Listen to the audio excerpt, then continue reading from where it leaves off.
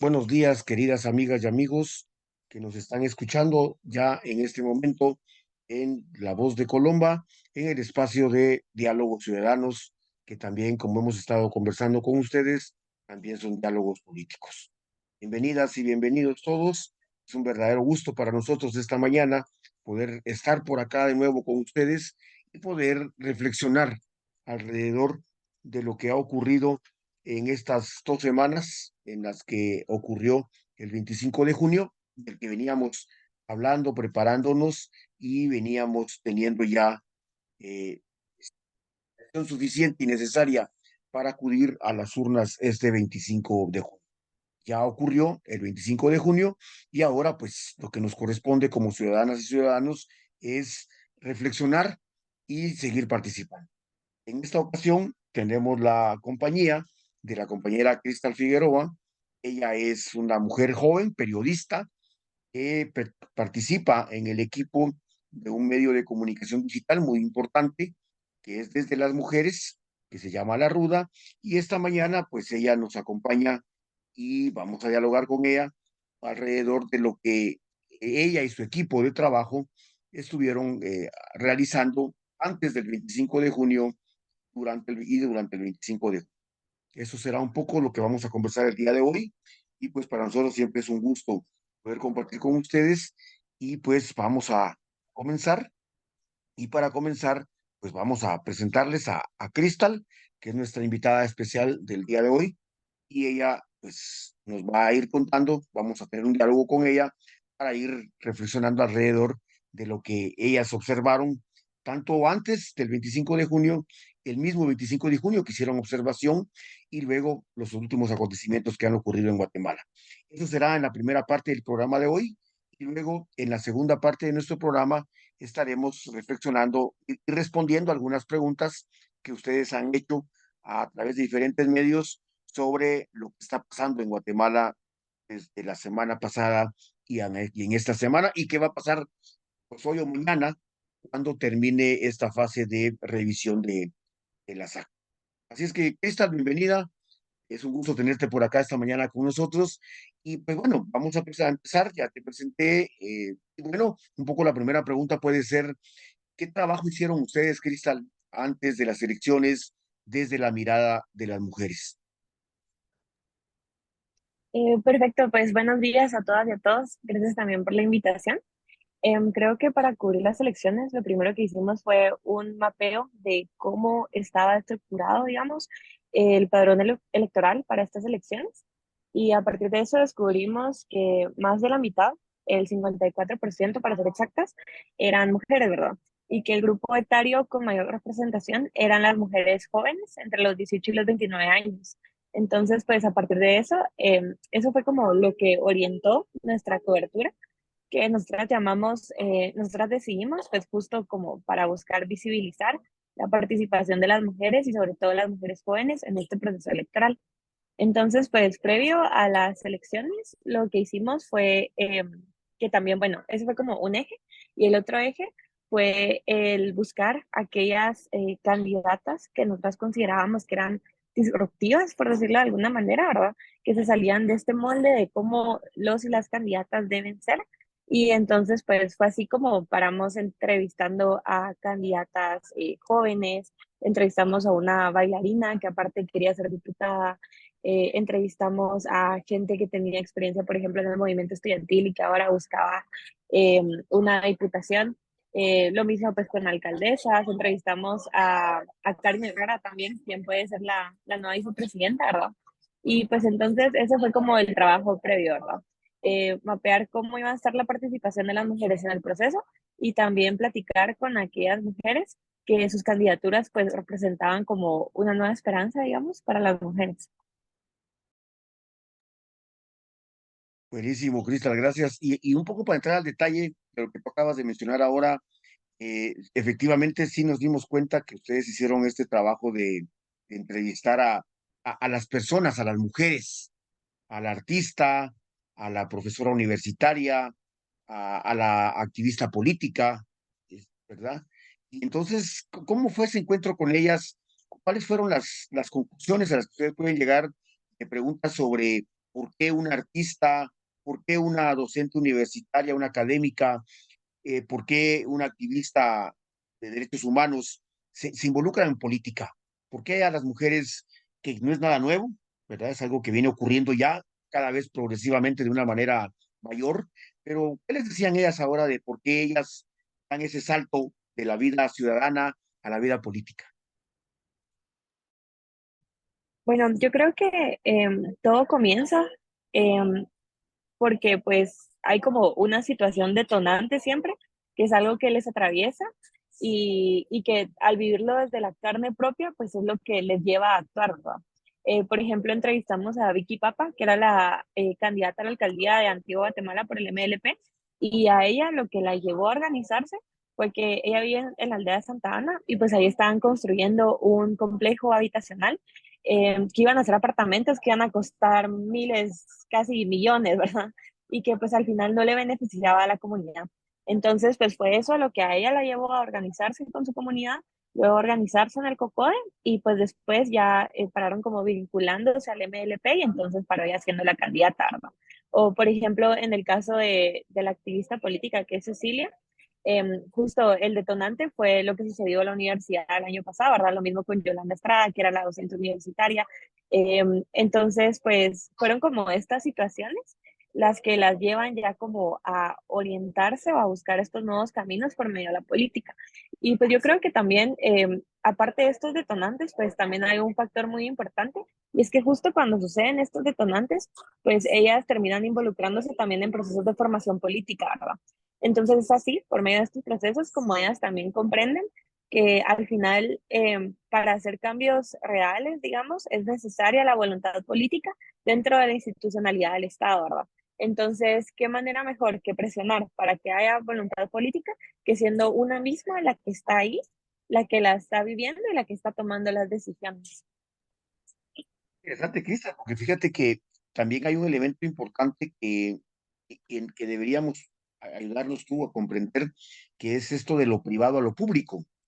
Que más allá de los detonantes del contexto social, el país y político, yo recuerdo el año pasado tuve un encuentro con un grupo de mujeres lideresas indígenas de Sololá por la mañana y por la tarde, no, al revés, por la mañana fue con las mujeres y por la tarde fue con los hombres y había una pregunta que era clave: ¿por qué las mujeres no participan en actividades, por ejemplo, del COCODE, que es al final lo más cercano comunitario? Y los hombres decían que era porque ellas no tenían tiempo, porque a ellas no les interesaba. Preguntas de este tipo que son eminentemente el patriarcado, ¿no? Donde ellos son los que ocupan esos espacios, no son ellas. Pero cuando uno habla con ellas, la respuesta inmediata de ellas es porque los hombres no nos dejan participar. Entonces, ahí encontramos la respuesta, ¿no? Hay que ver quién tiene la razón y quién no.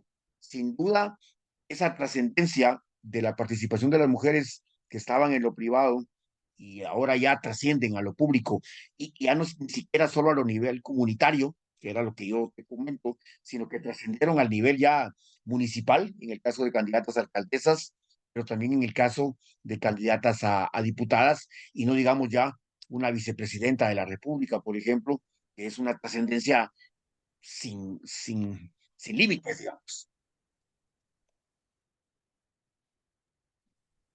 Sí, bueno, yo creo que hay una frase muy bonita del feminismo, o por lo menos que a mí me gusta mucho, que es que lo personal es político, ¿verdad? Pues justo por esta idea de que creo que quizás desde el principio de los tiempos, si lo queremos ver así, se nos ha dicho que todos los problemas que nosotras pasamos, pues es algo personal, ¿verdad? Entonces lo que a mí me sucede día a día es algo que solo a mí me sucede y que entonces yo tengo que lidiar con eso sola. Y es luego cuando pues uno conversa con otras mujeres que uno se da cuenta de que las demás mujeres están pasando por ese mismo problema, ¿verdad? Entonces yo creo que un ejemplo perfecto de cómo esto sucede es con el caso de la menstruación, ¿verdad?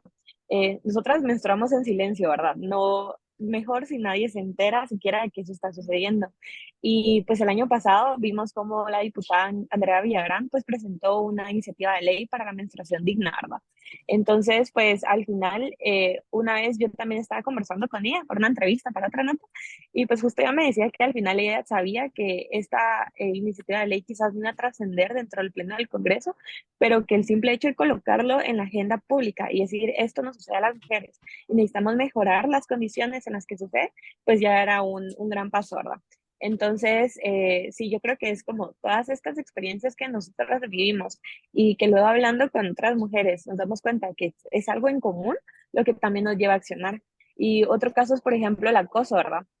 A mí me parece como bien importante que muchas de las candidatas que entrevistamos colocaban el acoso sexual como una problemática que querían resolver, ¿verdad? Que iba a ser como prioridad dentro de su accionar en el Congreso y que al final cuando uno lo piensa, uno dice, bueno, claro, es porque ya lo han vivido, ¿verdad? Y porque les ha sucedido, porque les ha sucedido a sus hijas, a sus hermanas y demás. Y con lo otro, con la participación de las mujeres, yo creo que también se debe a que, digamos, sí es cierto que las mujeres, tal vez esto de que las mujeres no tienen tiempo, porque pues sí hay que reconocer que las mujeres usualmente trabajan una doble jornada, ¿verdad? Entonces, por ejemplo, se levantan a las 4 de la mañana a hacer la lonchera de los niños, luego se van a trabajar todo el día, luego vuelven a hacer el oficio, a hacer la cena, a dejar el almuerzo al día siguiente. Y si a esto le sumamos el hecho de que, por ejemplo, en las noches se va a la reunión del COCODE, digamos que la mujer va a parar muerta, ¿verdad? Cansadísima. Y pues justo cuando entrevistábamos a Karen Herrera, ella nos decía esto, ¿verdad? Que ellas han luchado mucho por buscar la paridad en el partido, es decir, que haya la misma cantidad de hombres y mujeres, debido a que si bien hay muchas mujeres que son muy pilas y que tienen muy buenas ideas, pues cabal, como tienen hijos muy chiquitos y demás, no les es posible, ¿verdad? E incluso ella me decía, bueno, es que yo ahora puedo porque mis hijos ya son universitarios y yo ya no tengo que estar como tan pendiente de ellos, ¿verdad? Entonces, sí, yo creo que sí son como factores a considerar y que al final pues está muy ligado a todas estas concepciones machistas que como sociedad tenemos. Gracias, Cristal. Amigas y amigos, estamos en el programa Diálogos Ciudadanos, Diálogos Políticos. Esta mañana nos acompaña la compañera Cristal Figueroa de un medio digital, La Ruda, y ella nos está compartiendo un poco cuál ha sido la experiencia de observación y de trabajo de investigación que ellas realizaron. Estamos en esta primera fase que era antes de las elecciones. Nos comenta que entrevistaron a mujeres que optaban a cargos de elección popular, como alcaldesas, como diputadas, a la vicepresidenta de uno de los partidos. Y ahora, Cristal, tal vez nos cuentas cómo fue el día de la elección, porque he visto que ustedes hicieron alguna observación y alguna investigación alrededor, por ejemplo, de mujeres jóvenes votando por primera vez. Eso fue muy interesante, cómo les fue.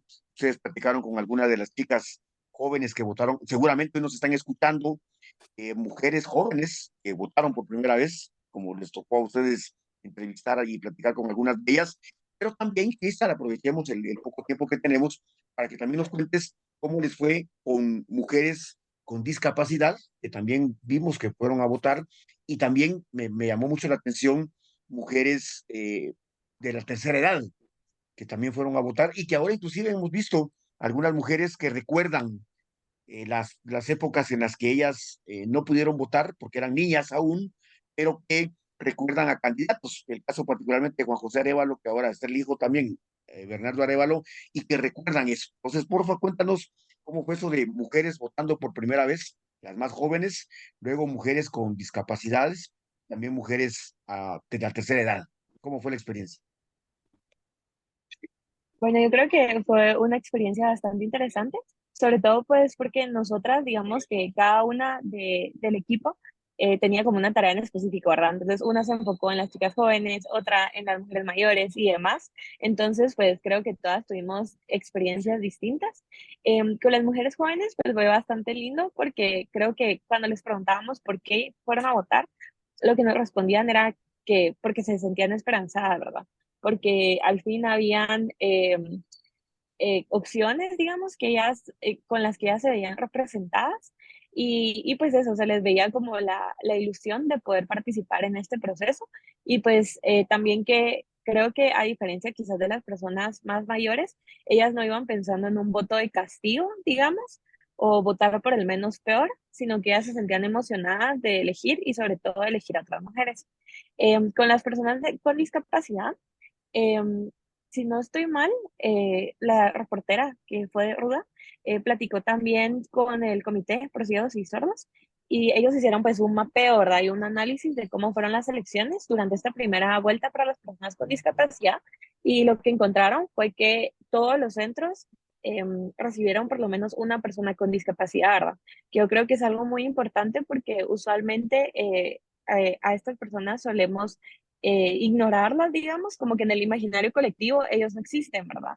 Entonces el hecho de que participaran de una manera tan activa creo yo que es muy importante, pero también pues hay que resaltar que muchos de los centros no estaban equipados para recibir a las personas con discapacidad, entonces no tenían rampas para las personas con silla de ruedas o con bastón, o por ejemplo había que dar una gran vuelta y entrar por el otro lado del centro. Yo llevé a mi abuelito a votar, que ya es una persona de la tercera edad y que usa bastón.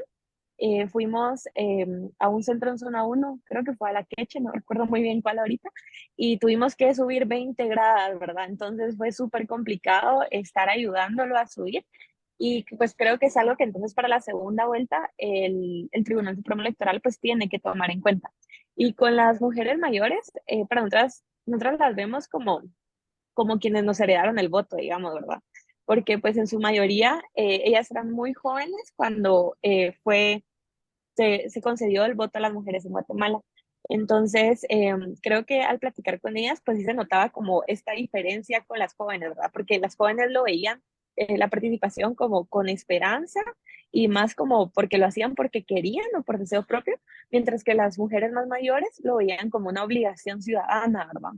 Entonces nos decían como que, digamos que para las jóvenes creo que es más fácil decir, bueno, no estoy representada, no voto y punto, mientras que para las mujeres mayores era un, no, yo tengo que votar porque es mi obligación, ¿verdad? Entonces, pues en general fue bonito ver como el compromiso de ambas partes y también que, bueno, yo platiqué con alguien de la Junta Electoral en Villanueva, porque ahí andaba, y lo que me decía es que hubo la misma participación de mujeres que hombres, más o menos, digamos, solo como por vista. Y pues eso creo que también es bastante importante porque nos dice que las mujeres, pues sí, tuvimos un rol importante en esta elección. Cristal, ¿y qué tal la participación de las mujeres madres? Dos preguntas de una vez para ir cerrando este primer segmento, agradecer tu tiempo. Una es la participación de las mujeres madres yendo a votar y la otra, tú mencionabas ahora un poco el tema de las juntas receptoras de votos. Yo tengo la percepción de que muchas, muchísimas, yo creo que más mujeres habían en las mesas, por lo menos en la que me tocó a mí, habían 5 personas en la junta receptora y las 5 eran mujeres, al punto que inclusive el alguacil, que es la persona que ayuda en el orden, también eran mujeres. Entonces, dos preguntas, y tengo una última, antes de que te vayas, para cerrar, que no puede faltar, pero la participación de las mujeres madres con sus hijos yendo a votar y las mujeres en las mesas receptoras de votos. Cómo lo vieron ustedes?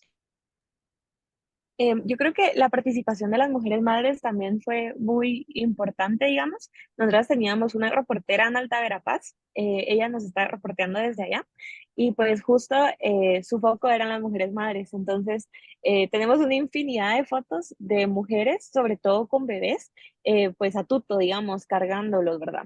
Y pues cuando logramos conversar también con madres acá en la ciudad, pues justo lo que nos decían era que estaban votando también por el futuro de sus hijos y que es algo que yo creo bastante importante y que creo también que fue una participación como generacional, porque no eran solo las madres con sus hijos, sino que también se veía un montón a las abuelitas con sus nietos, ¿verdad? O generaciones, familias enteras, así de abuelita, mamá, hija, ¿verdad? Y que iban cuando nosotros les preguntábamos, iban de centro en centro para que todas lograran votar e incluso al final de la jornada llevaban también a las hijas a las votaciones infantiles, ¿verdad? Entonces, creo que sí, por lo menos lo que yo pude observar, sí vi bastantes madres votando y participando.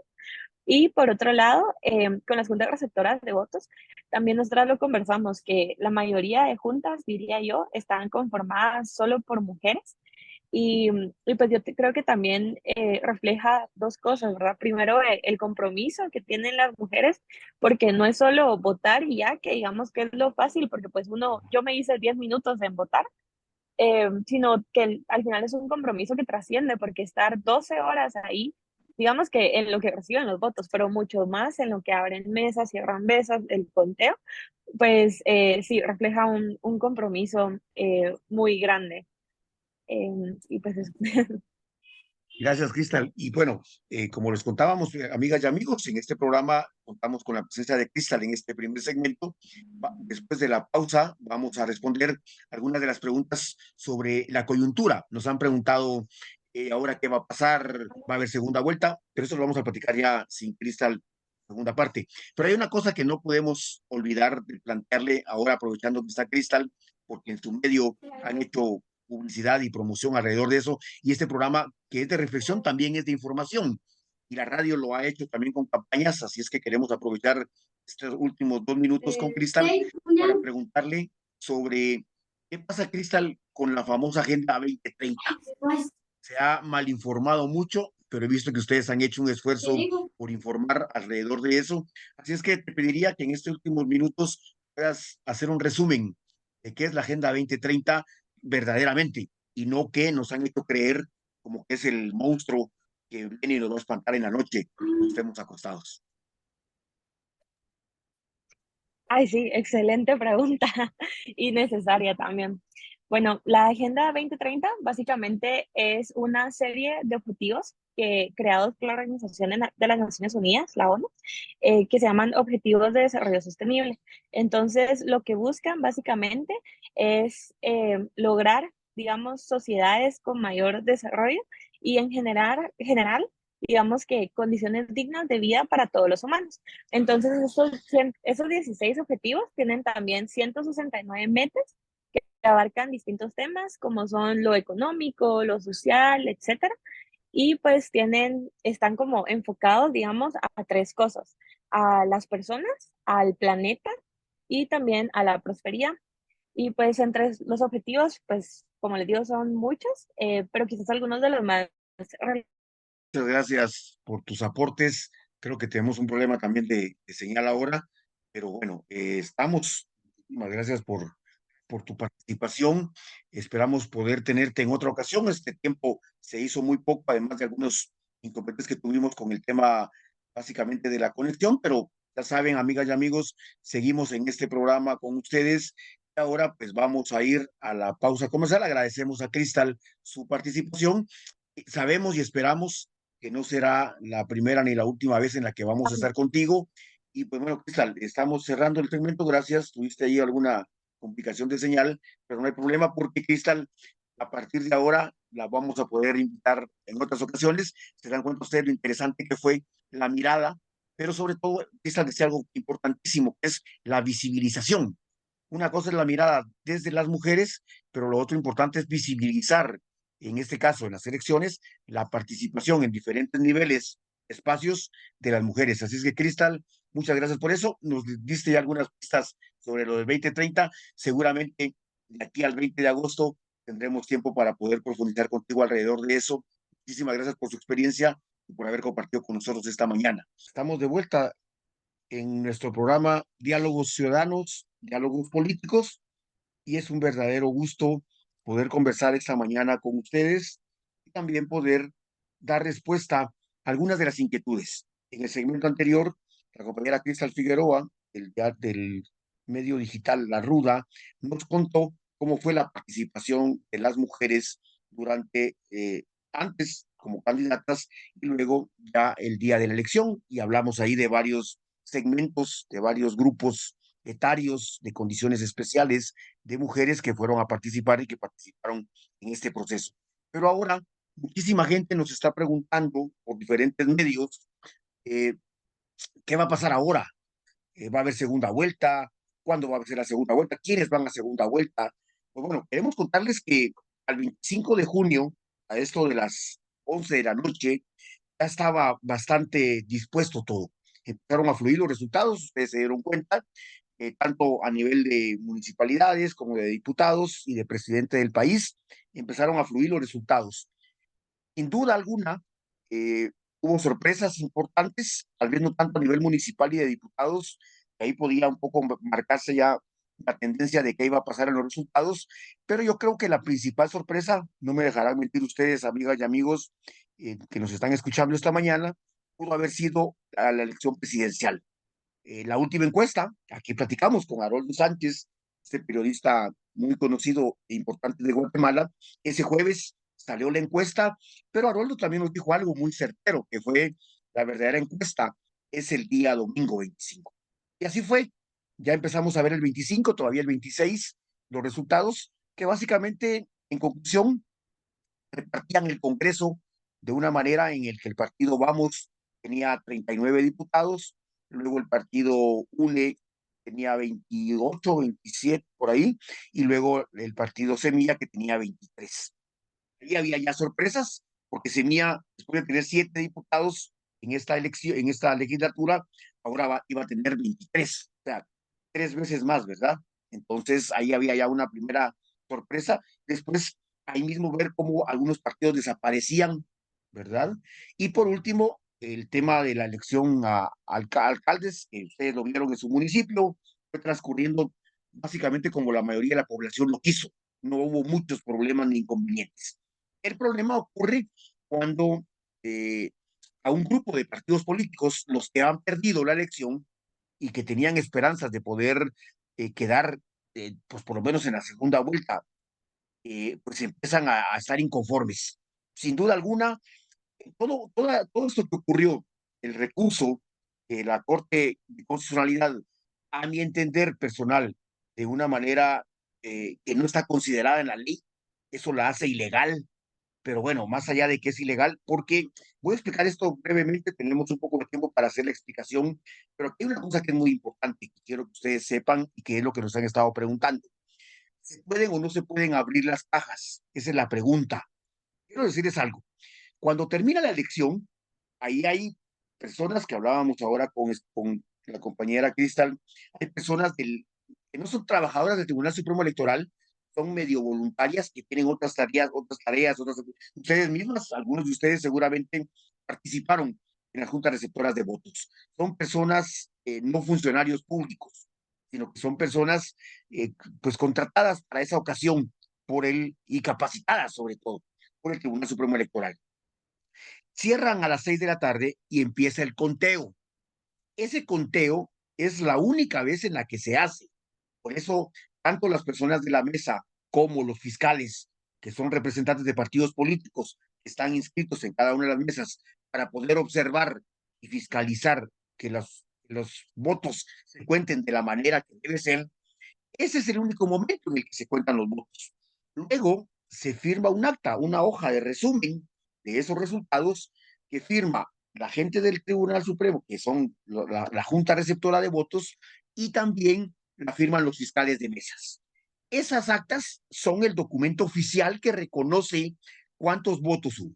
Se sellan, se marcan los que no se utilizaron, se guardan en las cajas y se cierran esas cajas.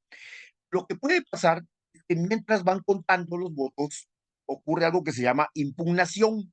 Es una impugnación. Una impugnación es un recurso de que alguien no está conforme con por ejemplo, se salió de la línea, en lugar de una X colocaron un arbolito, etcétera. Entonces, un fiscal puede impugnar ese voto. Entonces, eso haría, al momento de revisar las impugnaciones, que días después vuelvan a ver ese voto para que lo puedan volver a consensuar. Esa es la única ocasión cuando hay una impugnación. Y déjenme decirles algo, por lo que se ha analizado ya hasta la fecha, el 98% de todas las mesas receptoras de votos no tenían ninguna impugnación. O sea, no hay que abrir del 98% de cajas, no hay que abrirlas, porque solo se pueden abrir si hubiera alguna impugnación. Algún fiscal que no estuviera de acuerdo con que ese voto se le dé a alguien por alguna razón, y esa sería la única razón por la que se puede abrir eso, según la ley del Tribunal Supremo Electoral, de la ley electoral y de partidos políticos. ¿Qué pasa con los partidos que empiezan a reclamar pues, que no habían ganado? Porque ninguno de los que ganó, ni la UNE ni Semilla, han planteado ningún tipo de recurso. Al contrario, lo que están pidiendo ellos sin duda lo hemos escuchado en diferentes medios, es que se pueda ya oficialmente decretar de parte del Tribunal Supremo que ellos son los ganadores de la primera vuelta, que pasan a la segunda vuelta, para que puedan empezar a hacer su campaña, porque de hecho no pueden hacerlo todavía. O sea, ya pasaron casi 2 semanas, este domingo se cumplen 2 semanas, y no han podido empezar la campaña para la segunda vuelta. Pero bueno, volviendo entonces a este grupo de partidos que perdieron y no reconocieron los resultados, presentaron un recurso ante una corte de constitucionalidad que se atrevió a otorgarles un amparo. ¿Pero qué decía el amparo? El amparo lo que decía es, van a volver a contar las actas, que es lo que están haciendo en estos días, ya se ha hecho más de la mitad del país, ayer estaban con el departamento, el distrito de Guatemala, y los resultados no han cambiado, o sea, no va a aparecer, por ahí lo decía alguien, entre el segundo lugar, que es Semilla para presidente, el tercero, son más de 200,000 votos. Eso no fue, miren, hay muchísimos errores que son humanos, eh, contaron mal, eran 15 y pusieron 14, pero no porque los hayan contado 14, sino porque en la papeleta, cuando quitaron, quien escribió en la papeleta lo escribió mal.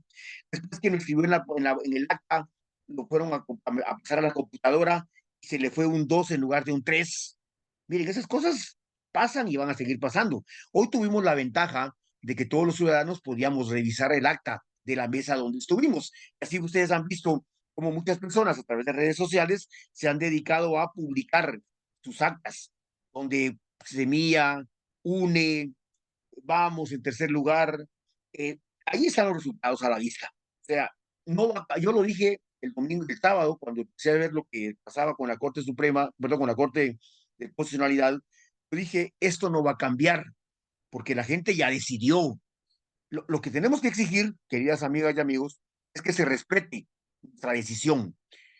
Hicimos un gran esfuerzo, los medios de comunicación, la radio, La Voz de Colomba, otros medios, Fejer lo ha hecho a través de diferentes programas y diferentes campañas. Se hizo una buena inversión de recursos para promover la participación. Tampoco fue una participación muy alta, no se llegó ni al 60% de asistencia, pero bueno, los que fuimos a votar ya decidimos.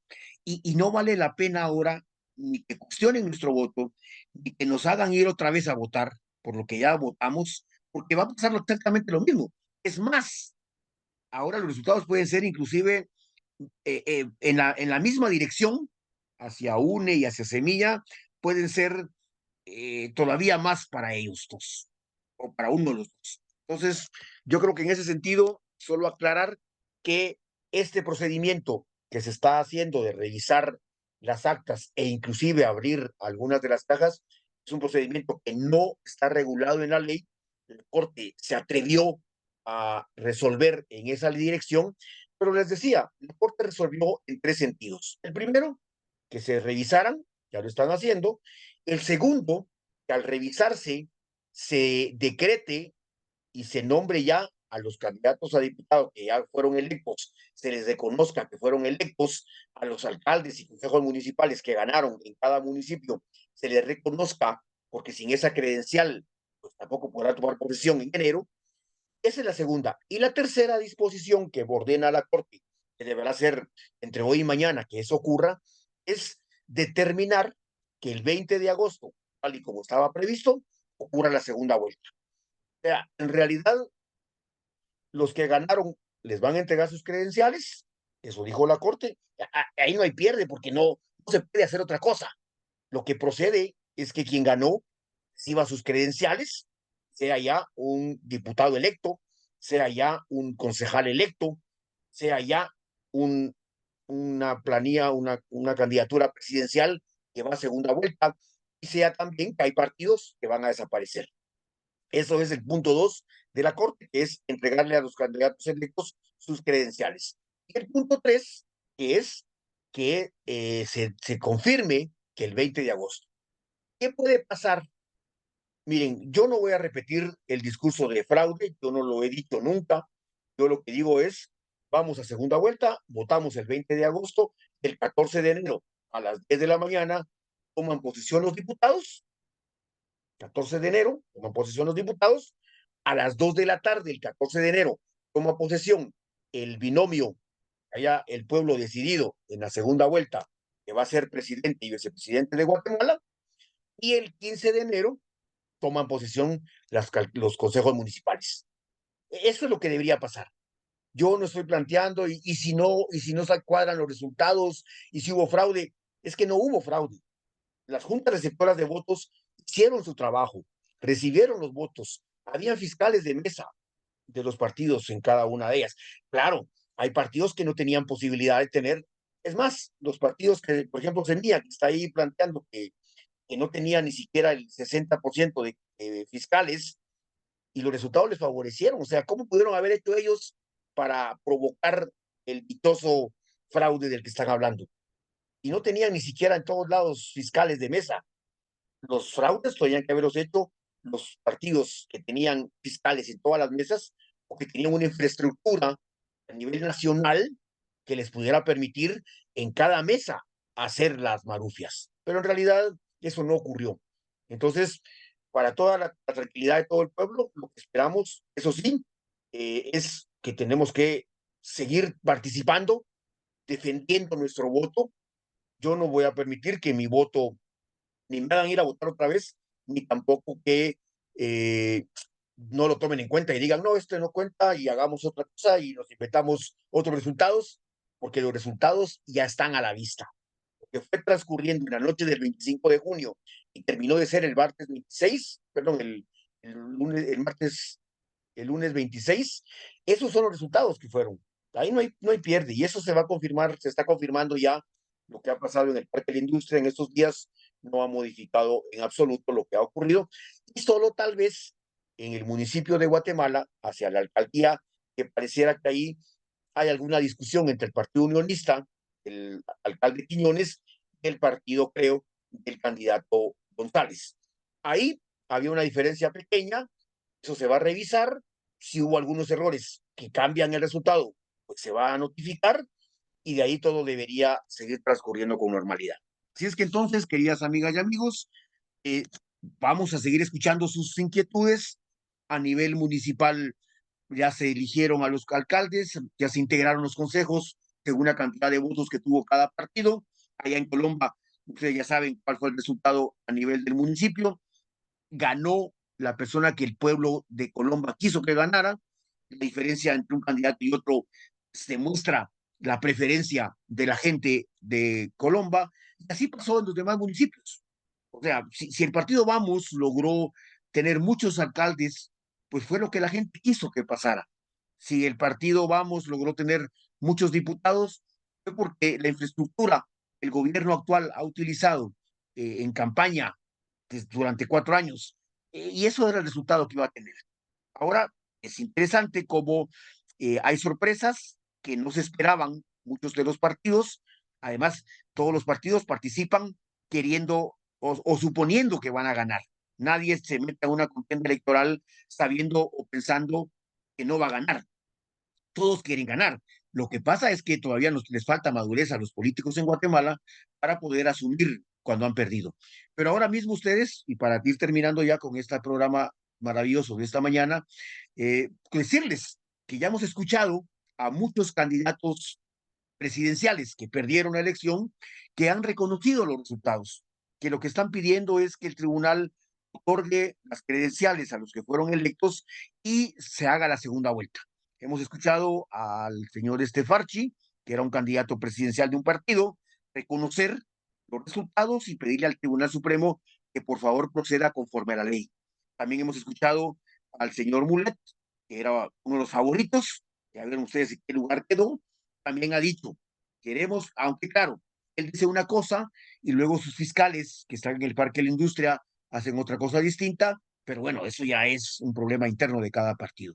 Hemos escuchado a la conferencia episcopal, hemos escuchado a Confregua, hemos leído al CACIF, a la Cámara de Industria, a la Universidad de San Carlos, toda la población en Guatemala, a cada uno de ustedes, a mí, lo que queremos es que se oficialicen los resultados, que eso fue ya pasó, ocurrió el 25 de junio, ahí se queda, y que entonces vayamos a prepararnos a la segunda vuelta este 20 de agosto, y que terminemos de celebrar con alegría este proceso electoral que sin duda alguna ha dejado a este país con una gran esperanza, con una gran ilusión, con una gran posibilidad de que nuestros sueños se puedan volver realidad. La gente fue a votar con fe, la gente fue a votar con esperanza, la gente fue a votar porque quiere un cambio. Esos son los resultados. Alguien me decía, mire Edgar, pero ganó el voto nulo. Sí, hubo grupos, particularmente dos personas que no pudieron inscribirse porque una fue un papeleo ahí del tema del finiquito, que no escribieron al MLP. El otro, bueno, Roberto Arzú también, pero Roberto Arzú no llamó al voto nulo. El señor Pineda, que pues bueno, resulta que llamaron al voto nulo. El voto nulo lo dijimos aquí en este programa también, va a tener 16, 17%, que no va a servir de nada, sirvió de mucho para que Sandra Torres y Bernardo Arévalo llegaran a segunda vuelta. Cada vez que habían más votos nulos, más se alejaba Bernardo Arévalo de Conde. Eso era a favor de ellos dos, que ya estaban en los primeros lugares. Entonces el voto nulo, si favoreció a alguien, pudo haber sido a Sandra Torres y a Bernardo Arévalo, aunque no es así, porque lo que favoreció a Sandra Torres fueron las personas que votaron por ella, y lo que favoreció a Bernardo Arévalo fueron las personas que votaron por él y por Karin Herrera. Así es que, mis queridas amigas y amigos, así está la coyuntura. Esperemos que entre hoy y mañana esto se resuelva. No va a cambiar nada. El candidato alcalde por el que ustedes votaron va a ser pues nombrado, le van a dar su credencial y el 15 de enero va a tomar posesión y va a continuar con el trabajo que ha venido realizando. Ahora, eso sí, a partir de enero, las ciudadanas y ciudadanos tenemos mayor responsabilidad para exigir a estos funcionarios que acabamos de elegir para que cumplan con lo que nos han ofrecido y con el trabajo que tienen que seguir haciendo. Es que, amigas y amigos, vamos a ir cerrando nuestro programa de esta mañana. Agradecemos a las compañeras el esfuerzo que hacen desde el estudio de La Voz de Colomba para poder sacarnos al aire. Les esperamos en el próximo jueves para poder seguir conversando y luego ya esperemos que haya evolucionado de manera, voy a decir normal, de manera legal, este procedimiento del Tribunal Supremo Electoral, que ya para el próximo jueves todo se haya decidido y ya podamos empezar a conversar a lo mejor con eso, porque miren, ahora lo que ha habido es una gran campaña de desinformación. Yo ponía por ahí en un medio mío de red social, no creamos nada de lo que están diciendo, por eso la última pregunta que le hicimos a Cristal sobre el tema de la Agenda 2030 se ha convertido como un monstruo y que realmente no es nada nuevo, es algo mundial, es una disposición de Naciones Unidas que Guatemala ha confirmado. O sea, que tanto Sandra Torres como Bernardo Arévalo en sus planes de gobiernos tienen que aparecer la Agenda famosa 2030, que son los objetivos de desarrollo sostenible a nivel mundial y que pues no son nada mal, nada mal. Vamos a tener que hacer mucho trabajo de información. Si este país quiere cambiar, ya se dieron cuenta ustedes, hay grupos que no les interesa y que están dispuestos a cualquier cosa, al punto que han intentado negar el voto y la decisión de este pueblo, planteando recursos como este que ha detenido la decisión final del Tribunal Supremo Electoral. Bueno, amigas y amigos, vamos a irnos de este programa con una canción muy linda. Ya recuerdan, con el primer segmento no tuvimos porque estábamos ahí platicando con Crystal, pero ahora vamos a cerrar nuestro programa de esta mañana con una canción muy linda de Sarita, otra mujer joven, él, que ha tenido mucho éxito con su música, que se llama Somos, y con la canción Somos de Sara Kuruchich terminamos este programa del día de hoy. Siempre es un gusto saludarles y nos encontramos, si Dios nos lo permite, la próxima semana en este programa. Un gusto saludarles, que estén bien, muy atentas y atentos, porque también hay que decirlo, dependiendo qué pase en el Tribunal Supremo Electoral entre hoy y mañana, también hay manifestaciones. La Universidad de San Carlos el viernes o sábado, otros grupos, los 40 cantones, los 48 cantones de Cotolicapaya estuvieron en la ciudad ayer y piensan seguir, dependiendo también qué pase. Si todo sale como debiera, no va a pasar nada. Pero si no, seguramente este fin de semana va a ser un fin de semana convulsionado en el que el pueblo de Guatemala tendrá que tomar acción para que su voto se respete. Vamos a la canción, mucho gusto y gracias al espacio. Nos seguimos escuchando.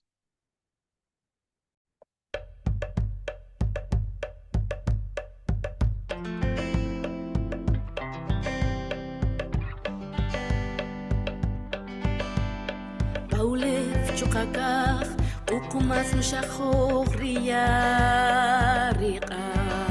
En los suelos y los cielos, ukumas danza agua y fuego, danza el árbol con el viento. Espiral de tiempo. De la raíz de la tierra crecen los versos que entintan esperanza. La abuela Ishmucanet teje melodías al alma, sin color ni distinción. Los pueblos bailan y cantan. Somos viento, somos sol y sueños multicolor. Somos este, norte, sur y oeste. Somos historia, lienzo y canción. Escribimos en el tiempo junto a voces y miradas. Nuestros sueños navegan bajo el sol. Sin distancias ni fronteras, libertad a libertad, mano a mano, voz a voz, corazón. Somos viento, somos sol y sueños multicolor. Somos este, norte, sur y oeste. Somos viento, somos sol, tejidos multicolor. Somos este, norte, sur y oeste.